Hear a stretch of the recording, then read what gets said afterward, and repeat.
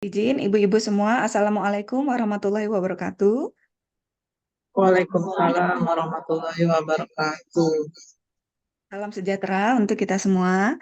Yang terhormat Ibu-ibu Wakil Ketua PIKK, yang saya hormati Ibu-ibu Pengurus PIKK, seterusnya yang saya hormati dan saya banggakan Ibu-ibu Purnakarya dan Ibu-ibu anggota PIKK Jatinegara semuanya, dan juga Bapak-Bapak karyawan. Terima kasih banyak sudah berkenan meluangkan waktu hadir.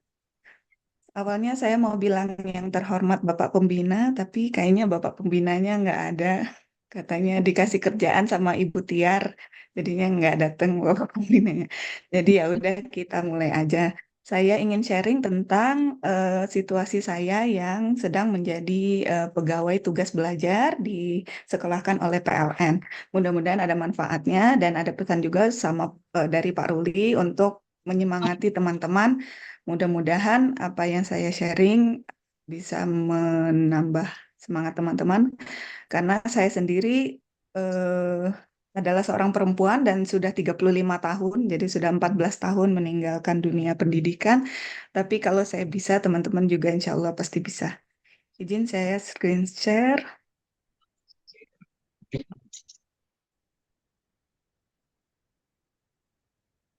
Ini adalah latar belakang saya. Saya lahir di Padang. Oh ya, nama Hmm. dulu. Nama saya Fauziatul Husna. Eh, Sebenarnya nama kecilnya ada panggilannya Ezi, tapi sejak tahun 2022 saya ganti jadi Fauzia. Kemudian pas di sini juga lebih gampang dipanggil Fauzia atau teman-teman panggilnya Fau karena lebih pasti gitu. Namanya Fauziatul Husna, panggilannya ya juga sama Fau juga, bukan panggilannya beda lagi. Jadi kita kan banyak berkenalan dengan teman-teman baru. Jadi lebih mudah bagi mereka untuk kenali saya dengan Fau.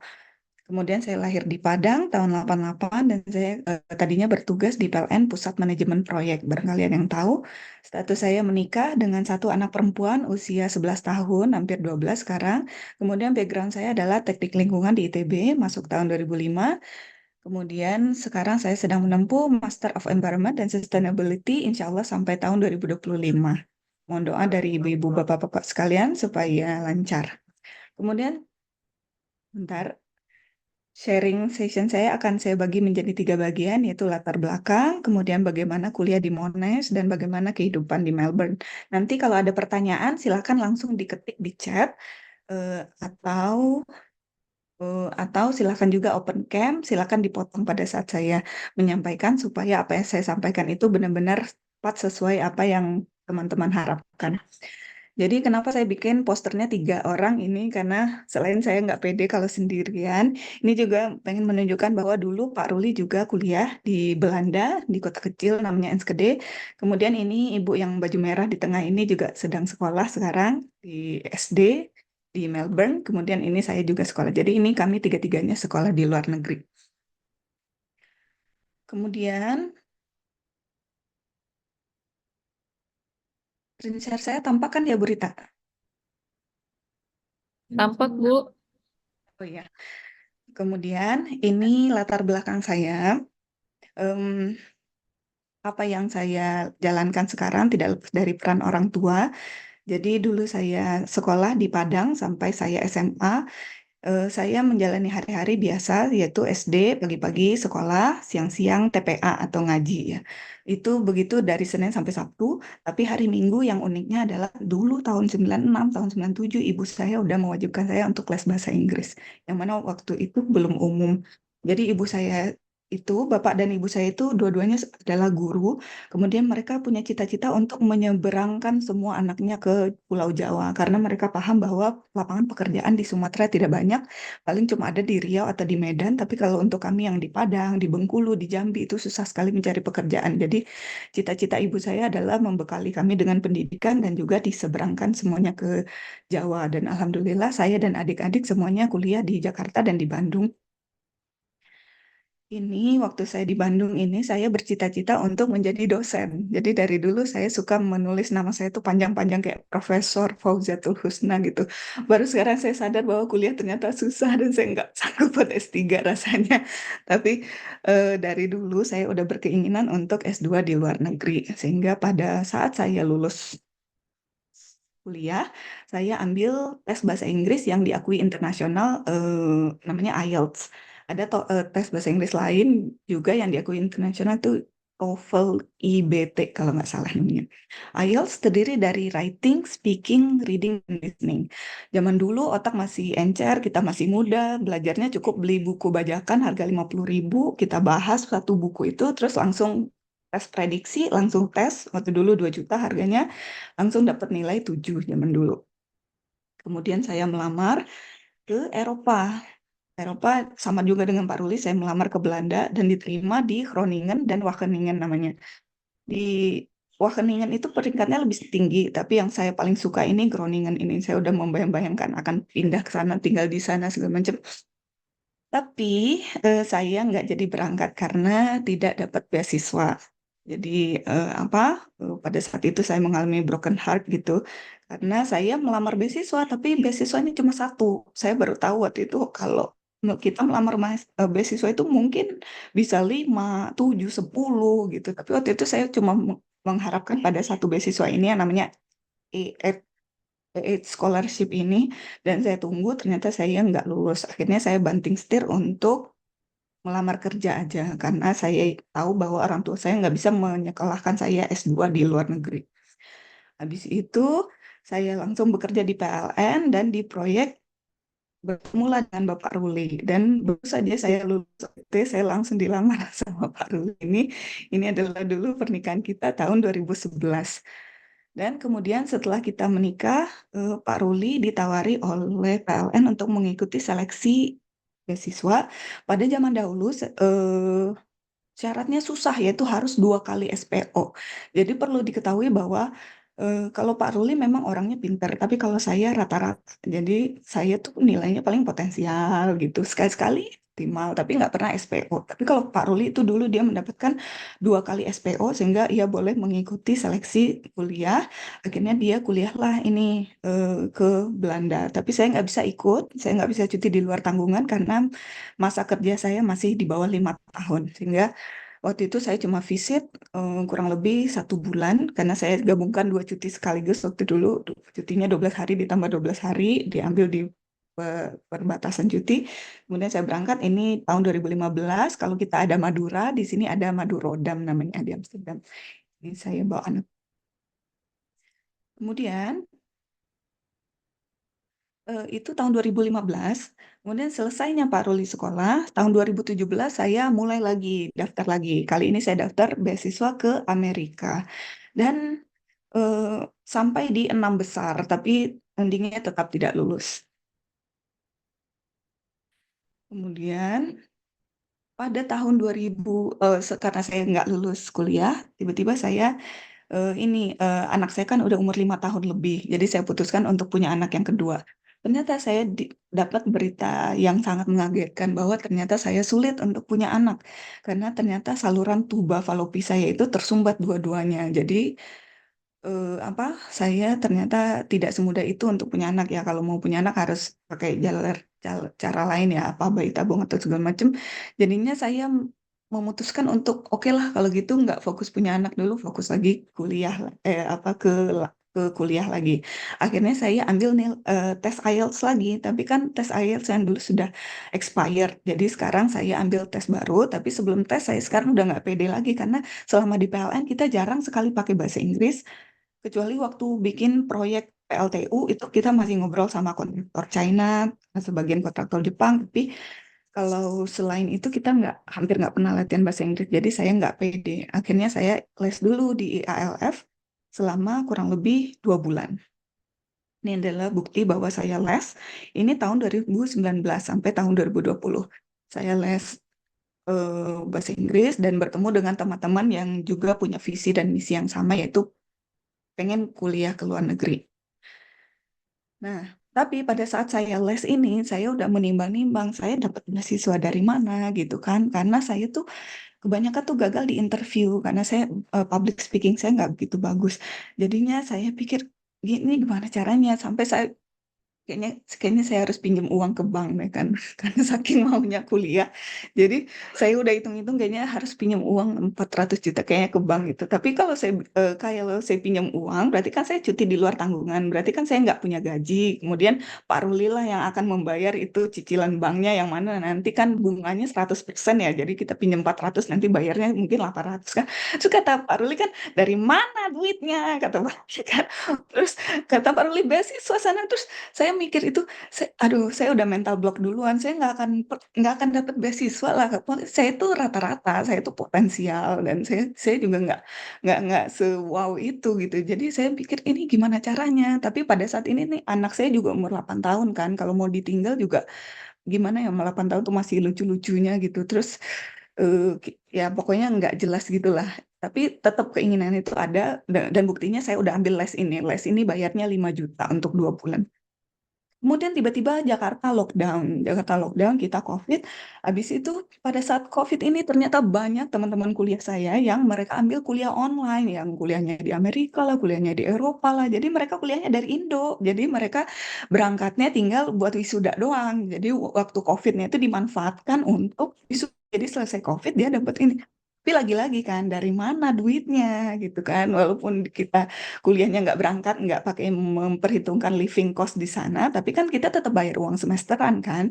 Jadi itu ya udahlah ya. Saya sampai bolak-balik di depan UT tuh kalau saya berangkat ke kuliah, ke kampus itu kan, ke kampus, ke kantor itu kan di Cawang. Saya tinggal di Kelapa Gading, Cempaka Putih sana. Terus saya tuh bolak-balik tuh lewat UT gitu. Apa? Pokoknya maju mundur gitu, mau lamar universitas terbuka tapi maju mundur gitu. Terus ya udahlah ya, akhirnya kita putuskan untuk punya anak lagi. Jadi kita ya maaf kalau gambarnya sedikit disturbing, tapi begitulah yang namanya kehidupan kan nggak semata-mata mulus. Jadi waktu itu saya operasi namanya histeroskopi untuk membuka saluran tubuh tersebut. Kemudian saya lanjutkan dengan proses inseminasi. Jadi kurang lebih 7 bulan saya program hamil. Tapi inseminasinya 2 kali diambil Pak Rulinya, tapi apa qadarullah belum berhasil juga punya anaknya. Tiba-tiba saya disuruh oleh PLN untuk mengikuti seleksi. Nah, tiba-tiba, mana nih screenshot?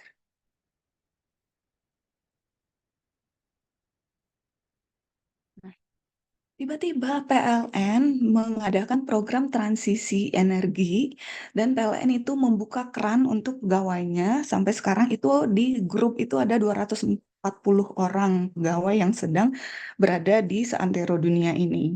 Dan nanti akan berangkat lagi kayak 100 lagi atau berapa.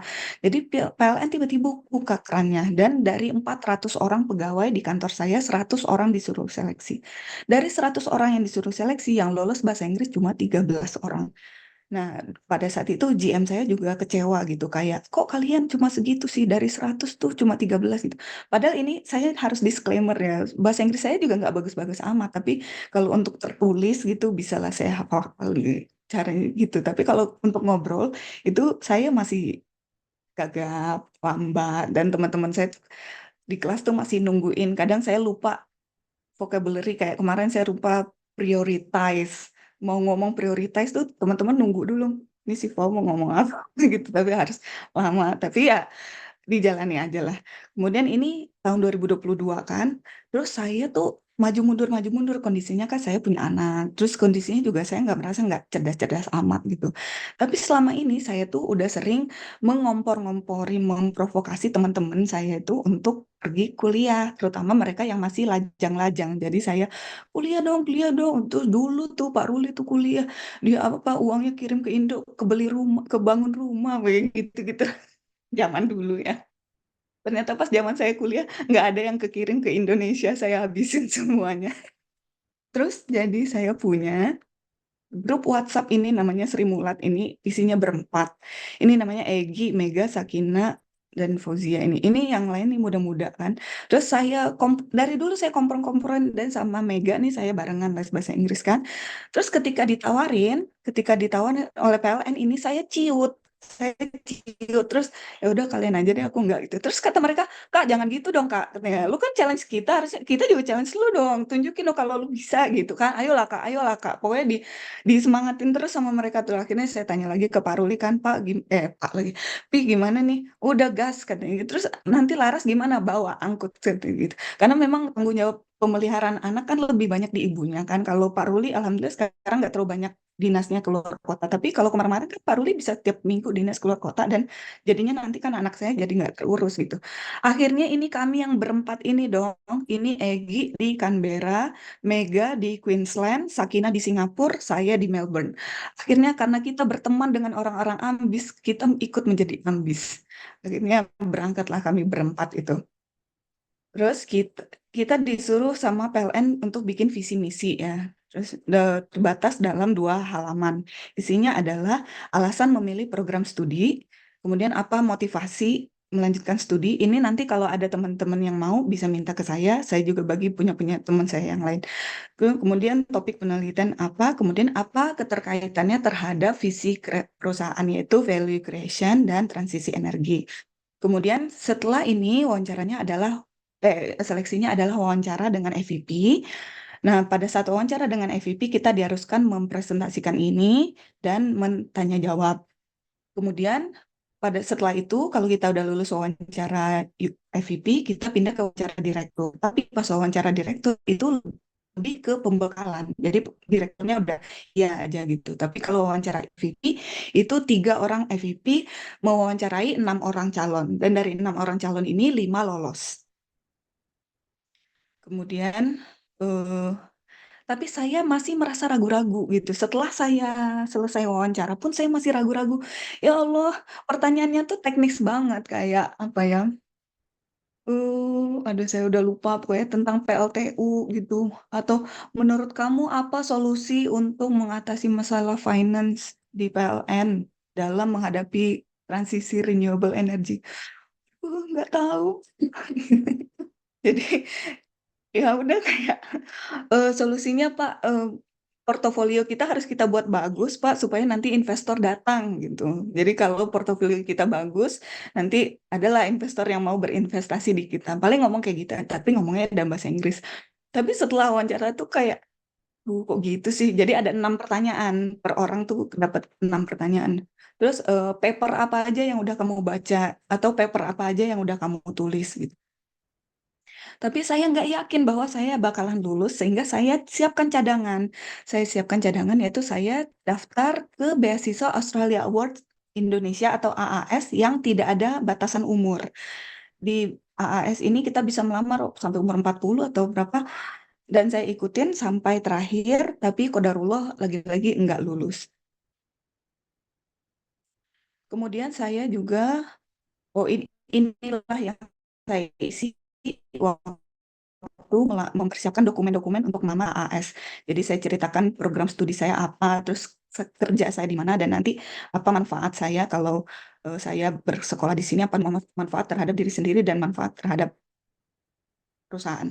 Kemudian saya juga mencoba untuk melamar LPDP di penghujung usia saya, karena ini LPDP untuk S2 maksimal 35 tahun dan umur saya 34, jadi saya udah siapkan dokumennya, tapi alhamdulillah pengumuman dari PLN lebih duluan, jadi seleksi LPDP tidak saya lanjutkan, jadi saya fokus ke LPDP. Kemudian PLN meminta kita untuk melamar di perguruan yang 100 besar di dunia. Nah, saya yang tadinya cita-cita saya pengen ke Eropa atau ke Amerika, akhirnya saya belok aja ke Australia. Kenapa Australia? Karena Australia itu gampang sekali untuk mendaftar kuliah. Tidak perlu rekomendasi dosen, tidak perlu motivation letter, tidak perlu rekomendasi atasan, tidak perlu rekomendasi teman. Jadi cuma paspor, biodata, CV, ijazah, transkrip, sama apa satu lagi ya. Dan perlukah bantuan agent? Kita bisa daftar sendiri. Jadi kita tinggal buka universitas mana yang kita tuju. Nah, di QS World Ranking ini kita bisa cari universitas 100 besar kemudian saya temukan ada Monash di sini, kemudian saya cari jurusannya yang sesuai dengan eh, keinginan saya. Monash di sini adalah ranking 42 dunia. Kemudian kita bisa buka websitenya dan kita bisa baca dan kita bisa submit-submit. Beda dengan zaman dulu saya mendaftar ke Belanda, yang mana saya harus kirim dokumennya hard copy pakai legalisir, pakai DHL, saya kirim, bayar kirimnya 300.000, 200.000. Tapi sekarang kita tinggal online, tapi ada biaya pendaftaran yaitu 1 juta per kampus. Bayangkan kalau kita mendaftar ke 5 kampus, berarti kita keluar uang 5 juta. Tapi kalau kita mendaftar lewat agen, itu dia gratis. Kenapa? Karena nanti kalau kita berhasil kuliah di sana, agen itu akan dapat komisi dari universitas. Sehingga agen itu juga senang kalau dia membantu banyak orang. Ini tadi saya chat dengan agennya untuk memastikan dokumen apa saja yang dibutuhkan, tidak banyak. Jadi paspor itu udah pasti, CV, ini agak loading sebentar.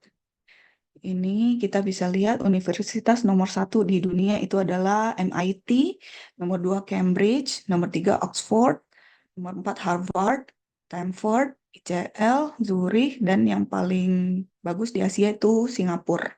Singapura nomor 8. Oh, masih loading.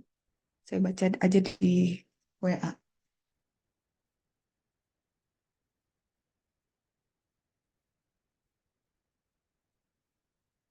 Persyaratan untuk mendaftar ke Australia adalah paspor, ijazah, transkrip, CV, dan nilai bahasa Inggris. Jadi cuma 5 yang tadi itu. Dan saya mendaftar ke 5 universitas dan 4 lolos. Yang satu nggak lolos karena bahasa Inggrisnya IELTS-nya 7, sedangkan IELTS saya cuma 6,5. Kemudian ini adalah website kampus saya yaitu Monash, dan ini adalah website jurusan. Nah, di sini bisa diubah-ubah untuk teman-teman yang tertarik, bisa ambil program yang 2 tahun, 1,5 tahun, atau 1 tahun. Kemudian mulainya di bulan Februari atau di bulan Juli.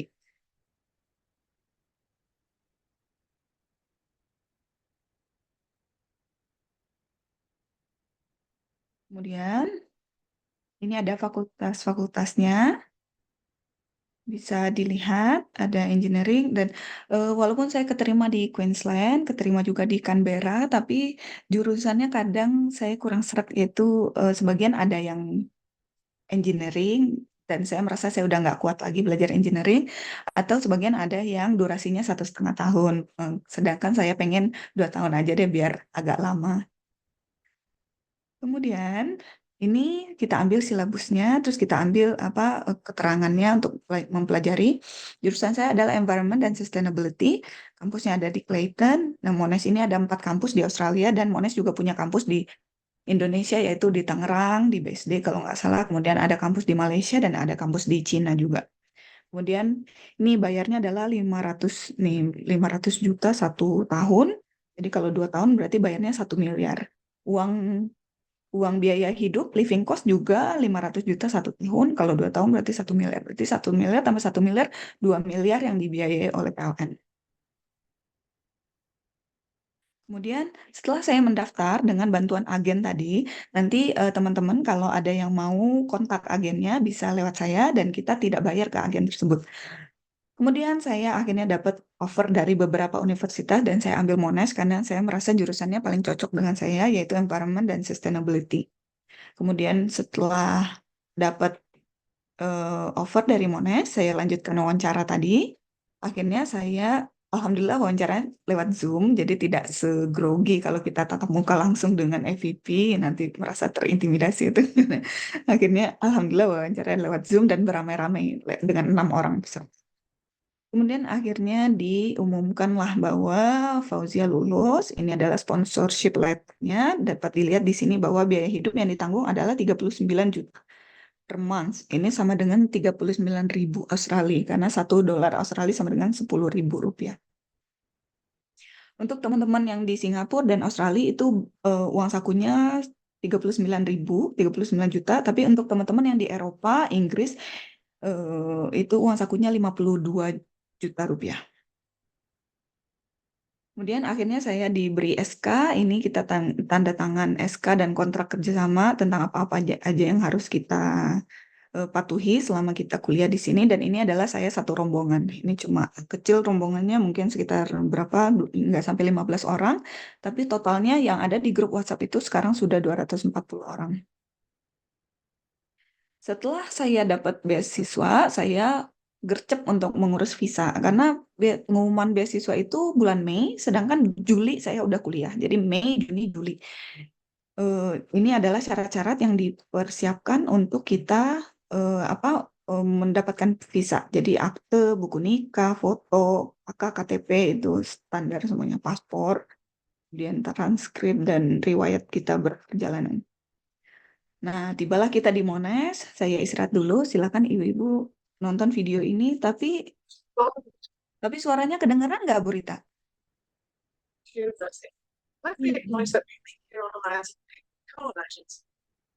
Kedengaran, Bu. Oh, baik.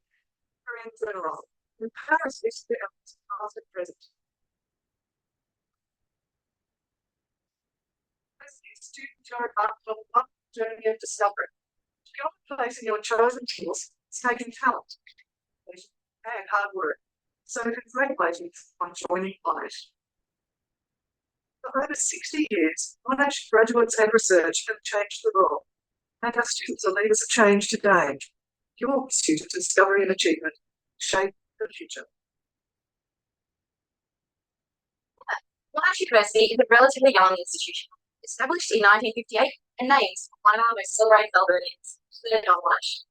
John Monash was a young student, focusing in arts, engineering and law, and first teaching Civil War, students and parents, public service, community leadership and education. In life, Sir John embodied attributes Monash fundamentally valued above all: leadership, integrity, service, equality, and lifelong learning. Our motto, Victorian motto, or steady, lets our never-ending quest for scholarship and growth.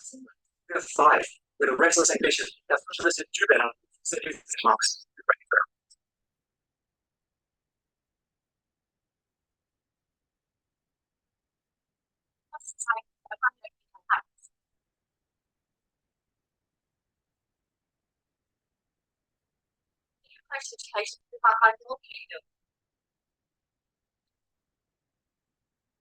Excellence achieved through the quality of teaching Monash students experience, alongside continuous investment in the learning among its academic.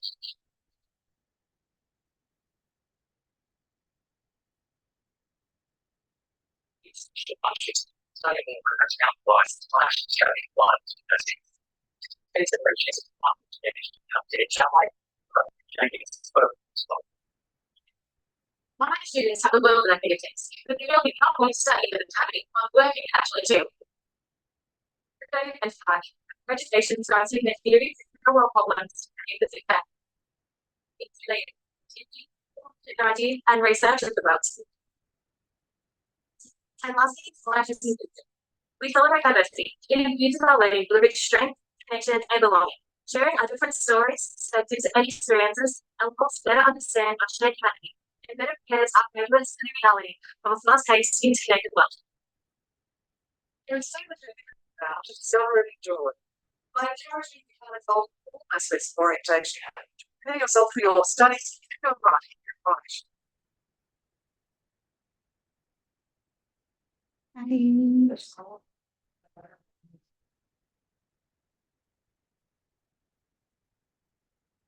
Itu tadi tentang Monash, dan ini ada sharing tentang LPDP, tentang biaya hidup di Monash. Disimpulkan bahwa rata-rata biaya hidupnya di sini 32.000 per month untuk 2 dewasa dan 2 anak-anak. Jadi uang 39 juta yang dikasih sama PLN itu masih cukup. Saya izin sebentar kasih tahu teman.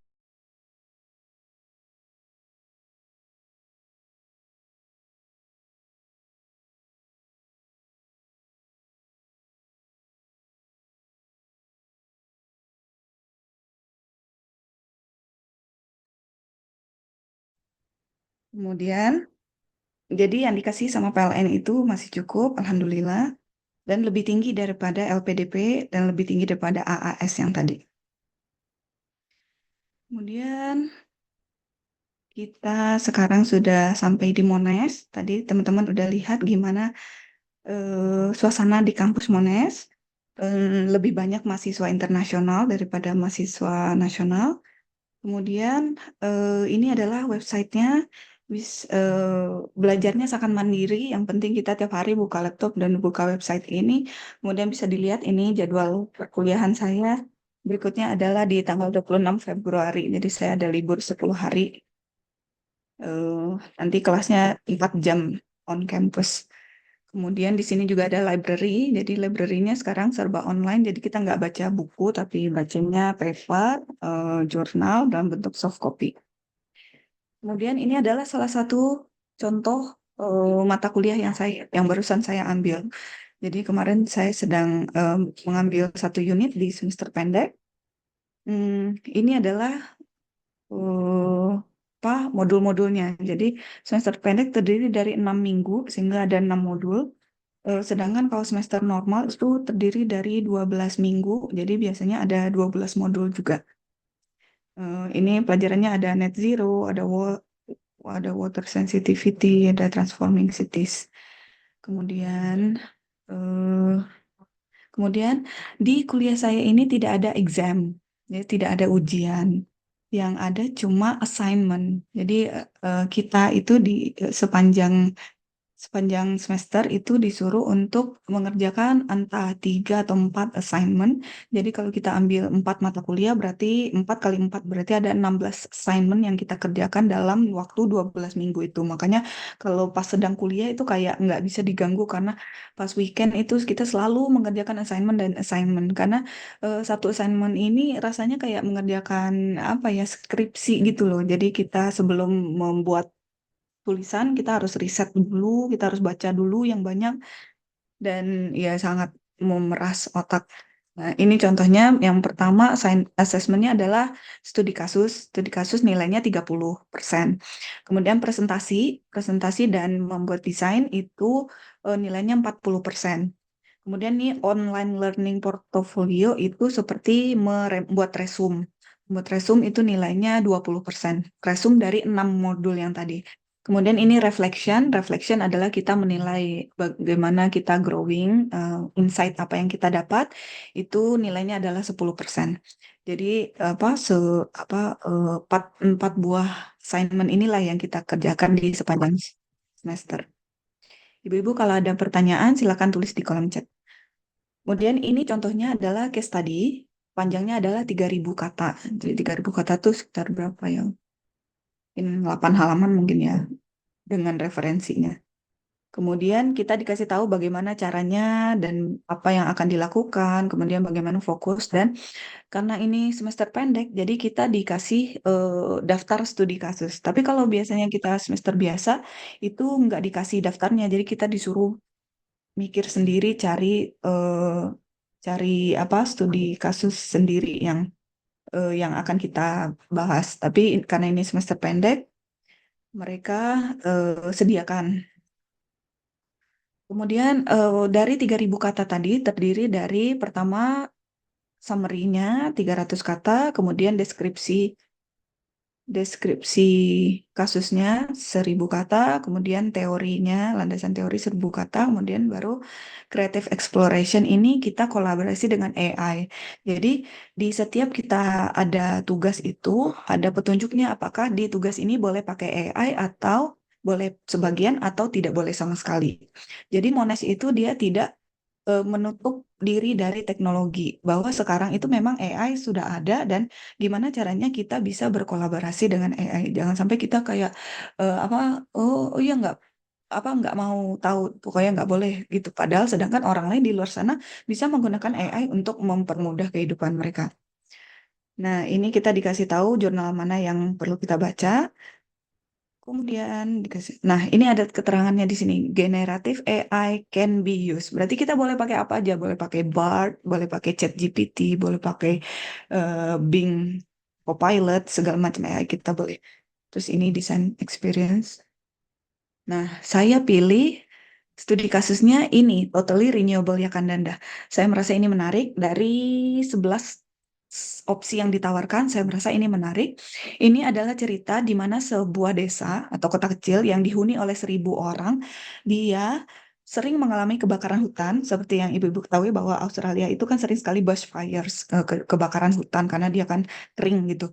Nah, saking seringnya kebakaran hutan itu transmisi listriknya suka terbakar, SPBU-nya suka terbakar, jadi mereka memutuskan untuk kita tuh harus energi independence, kita harus menghasilkan, kita harus punya power plant kita sendiri, dan kita nggak bisa tergantung lagi sama dunia luar.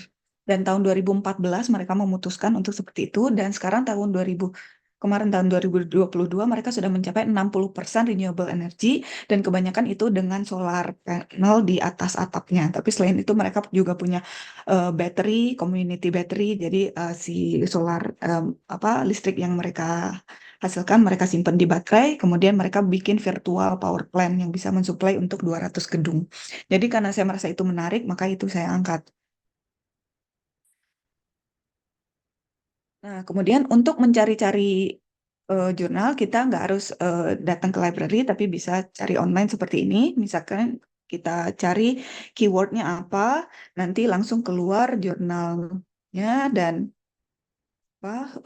langsung bisa kita download. Dengan kita punya akun universitas, kita bisa punya akses untuk mendownload berbagai macam jurnal. Tapi kalau kita nggak punya akun, kadang-kadang jurnal itu ada yang berbayar. Untuk download satu artikel aja bisa bayarnya kayak $30, 300.000. Tapi karena ini pakai akun Monash, bisa sign in via akun Monash. Kemudian ini adalah kelas semester pendek yang saya ambil. Di sini ada orang Aussie-nya ini, kemudian ada Mason, ini ada Annabelle, kemudian ada Justin, orang Aussie-nya. Yang lainnya ini dari UK, Candice juga dari Aussie, tapi yang lainnya ini dari India, Vietnam, Kambodia, Samoa, Sri Lanka, Hong Kong, India, dan saya dari Indonesia. Kemudian ini yang saya ceritakan tadi tentang studi kasus. Kemudian ini adalah reflection. Jadi 1.000 word, kalau studi kasus tadi 3.000 kata, ini cuma 1.000 kata.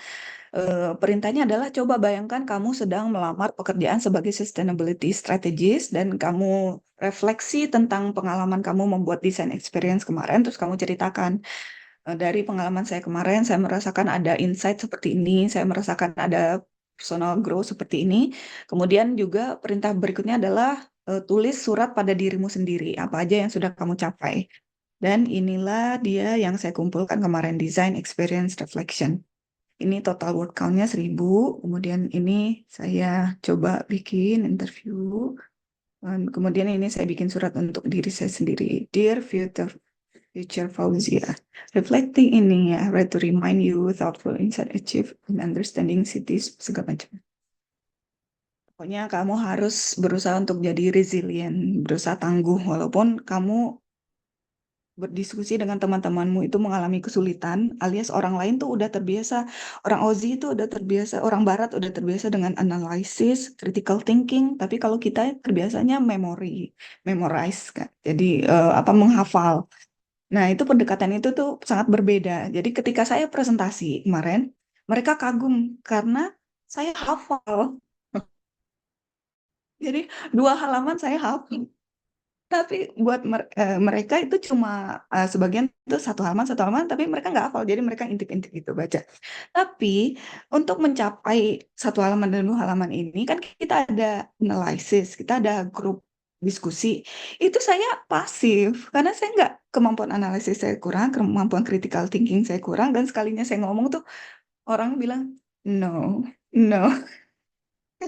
Nggak terbiasa untuk menganalisis gitu. Jadi ya itulah yang harus dilatih sekarang, gimana caranya kita mencoba, kalau kita mendapat satu fakta, cobalah untuk, ada saya bilang sini, coba untuk mempertanyakan satu how 5 W. How, what, when, who, where, kalau dikasih fakta gitu. Jadi kalau itu kita kan terbiasa untuk menerima semuanya. Misalnya dibilangin kamu harus pakai jilbab ya. Oke, siap gitu kan. Tapi kalau orang sini itu terbiasa untuk critical thinking. Kamu harus pakai jilbab ya. Gimana caranya pakai jilbab sedangkan suasana kayak gini? Tapi oh, siapa yang suruh saya wajib pakai jilbab, atau oh, kenapa saya wajib pakai jilbab? Jadi mereka tuh harus tahu dulu logiknya. Oh, itu untuk melindungi kamu. Nah, Kayak gitulah kira-kira edukasi di sini tuh. Ini yang udah saya submit kemarin. Kemudian ini suasana kelasnya kurang lebih seperti ini. Ini adalah suasana saya di kampus. Ini gedungnya. Kemudian ini orientasinya yang sangat menyenangkan. Ada DJ-DJ. Kemudian ini gedungnya juga. Ini di kelas ya. Ini kelasnya agak besar, agak 40 orang. Itu ada yang pakai jilbab dari Iran. Terus ya, kelasnya itu enggak kelasnya tuh duduknya berkelompok gitu. Jadi kita di encourage untuk diskusi-diskusi gitu kelihatan. Ini suhunya 9 derajat waktu itu. Kemudian ini suasana di library, di library-nya pada belajar. Boleh makan, boleh tidur. Kemudian ini suasana graduation, jadi suasana wisuda. Kalau ada yang tahu kemarin artis namanya Iqbal Dilan, dia habis lulus dari sini. Nah, ini di graduation seperti ini di Melbourne. Kemudian banyak sekali orang Indonesia di sini. Jadi ini adalah ini bisa kita hitung ini 200 orang nih yang sedang bikin agenda kayak gini. Jadi orang Indonesia banyak sekali di Melbourne itu setiap kita ke public transport, ke public location itu pasti ketemu orang Indonesia. Demikian tadi tentang Monash, sekarang kita lanjut ke materi ketiga yaitu tentang Australia. Apa sih Australia itu? Selama ini walaupun Australia itu dekat, tapi kita nggak tahu nama, atau terutama saya nggak tahu nama sama sekali tentang Australia. Baru tahu kalau dia terdiri dari 8 states, yaitu West State Barat, State Utara, State Selatan, kemudian yang di sini ada Queensland, di sini ada New South Wales, atau ibu kotanya yang terkenal itu Sydney. Yang paling terkenal itu Sydney Opera. Jadi teman-teman kalau mau liburan ke Australia, paling worth it itu mengunjungi Sydney karena paling indah dan ya kayaknya segala ada. Terus ini adalah DKI, Daerah Khusus Ibu Kota Canberra atau Australian Capital Territory. Kemudian ini adalah Melbourne yang saya tinggali, dan ini yang dipisah sendiri adalah Hobart. Nanti minggu depan saya akan pergi jalan-jalan ke Hobart karena saya ada liburan. Kemudian ini tadi di mana? Gelap. Nah, ini adalah Sydney Opera. Sydney Opera untuk jalan-jalan. Kelihatan di depan itu ada cruise tuh, kapal cruise internasional. Ini kalau ibu-ibu mau jalan-jalan ke Australia 7 hari atau 5 hari ke Sydney itu udah worth it banget. Karena bisa semua Australia itu menurut saya sih terwakili. Nggak semua sih, kayak paling tahu banget padahal cuma 1 semester di sini. Kemudian, nah ini Melbourne. Kalau Melbourne itu kota pelajar, Melbourne itu lebih kayak Yogyakarta gitu. Isinya tuh student semua, universitas semua, dan juga banyak anak yang namanya WFH, WFH lagi, WHV, Working Holiday Visa. Jadi untuk orang yang udah lulus kuliah S1 tapi belum berusia 30 tahun itu kalau rekeningnya kalau dia punya rekening berapa 50 juta kalau nggak salah dia bisa datang ke sini untuk dia bekerja di sini, untuk dia cari modal untuk dia nanti kuliah di sini. Jadi dia bekerja di bagian perkebunan, pabrik seperti itu. Banyak yang seperti itu di sini. Ini adalah Melbourne, bisa dilihat daerah-daerah atraksi turisnya di sini. Kita bisa jalan-jalan online via Google Map. Ini adalah contoh kota di Melbourne, tapi saya sendiri nggak tinggal di kota Melbourne karena nggak tinggal di pusat kota. Jadi ibaratnya saya tinggal di Depoknya lah, nggak di Jakartanya gitu. Kalau yang tinggal di Jakartanya itu orang Unimel, University of Melbourne, yang mana dia peringkat 14 besar dunia. Kampusnya itu di tengah-tengah kota. Tapi kalau Monash, kampusnya itu jaraknya sekitar 20 km dari kota. Ini bentuk kota Melbourne. Ini moda transportasinya, tram. Ya, kurang lebih seperti itu gereja.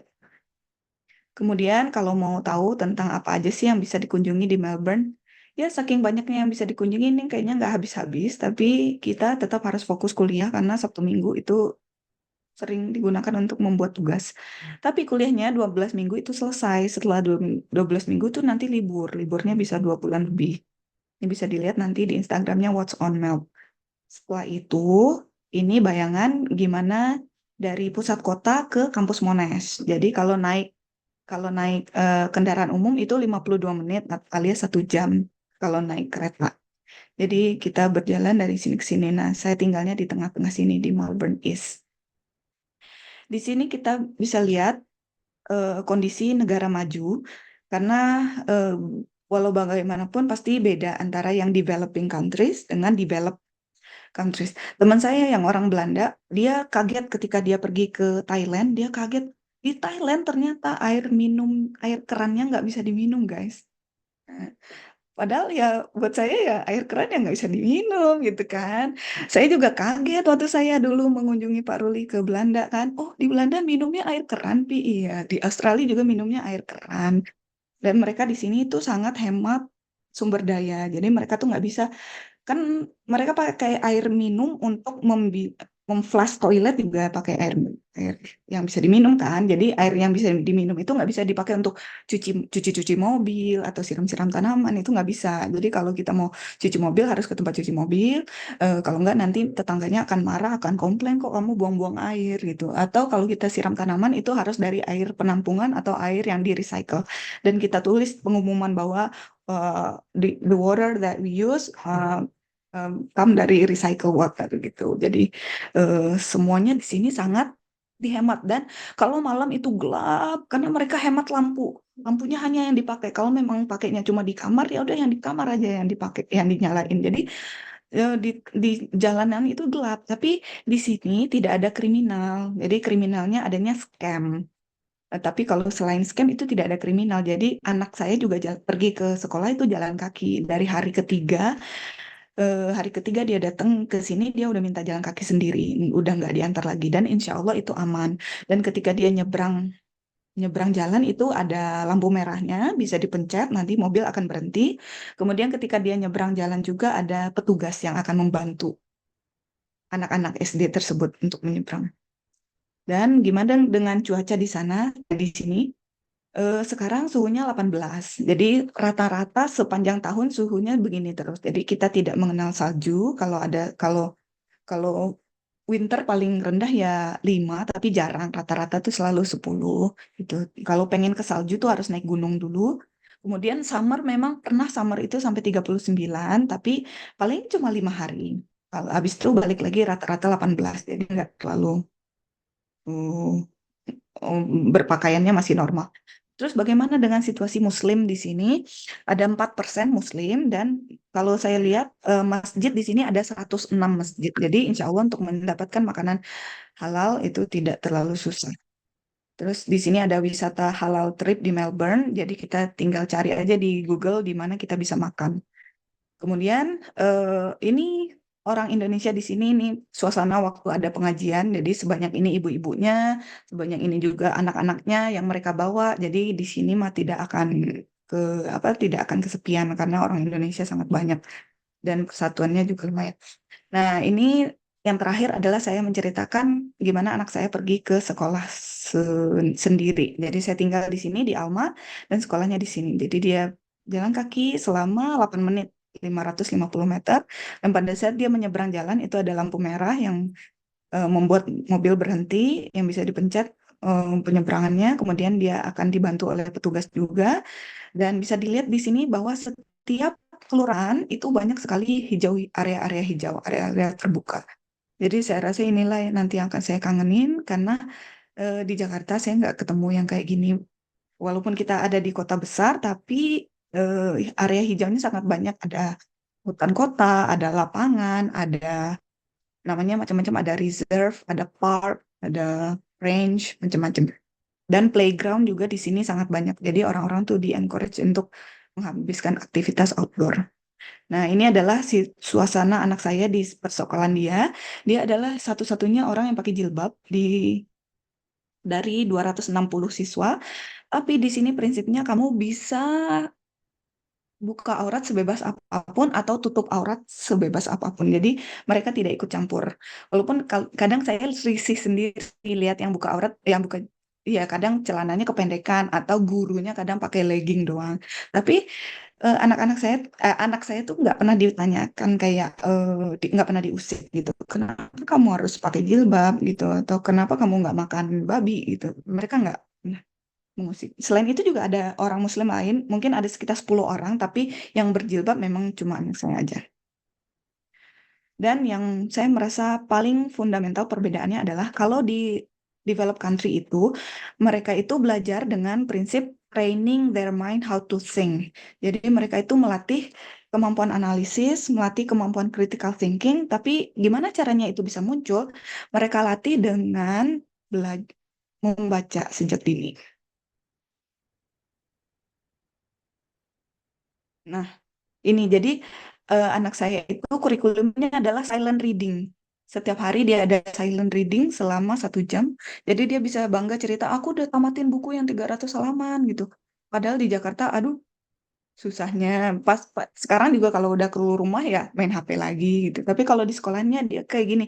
Jadi dari sinilah saya tahu kenapa orang bule tuh kalau menyampaikan sesuatu itu mereka sangat runut, kemudian mereka bisa deskriptif gitu. Kalau kita kan bilang makasih, makasih ya gitu dong. Tapi kalau mereka kan thank you for being like this, thank you for accompanying me, thank you for ini.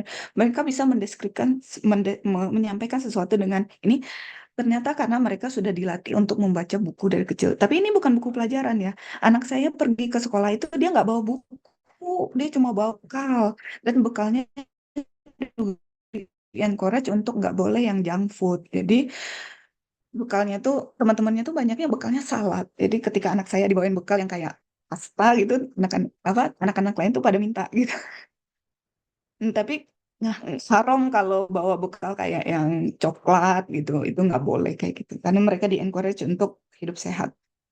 Terus jadi nggak ada buku, mereka belajarnya sama kayak mahasiswa, belajarnya PowerPoint. Jadi belajarnya tuh TV, nonton perang Israel Palestina, terus mereka suruh writing, suruh bikin 1 paragraf, suruh bikin 500 kata, suruh bikin 250 kata dengan kemampuan mereka. Jadi mereka ketika mereka kuliah, mereka udah terbiasa, oh bikin 2.500 kata, bikin 1.000 kata, mereka udah terbiasa untuk reading dan writing. Jadi prinsip mentalnya, sedangkan kita atau negara Asia Tenggara, Asia Timur, Korea masih seperti itu, katanya kita belajarnya adalah learning about facts. Jadi kita itu belajar tentang fakta. Contohnya anak saya kan sekolahnya di Al-Azhar, itu pelajaran nasional iya, pelajaran Cambridge juga iya, dan pelajaran agama juga iya. Jadi banyak sekali yang harus, belum lagi hafalan gitu kan, banyak sekali yang harus dia hafal. Jadi bukan mengatakan bahwa itu nggak bagus, tapi mengatakan bahwa kita berbeda aja. Beda. Kalau orang barang berdekatan begini. Jadi demikianlah yang bisa saya sampaikan. Terima kasih atas perhatian dan silakan kalau ada pertanyaan.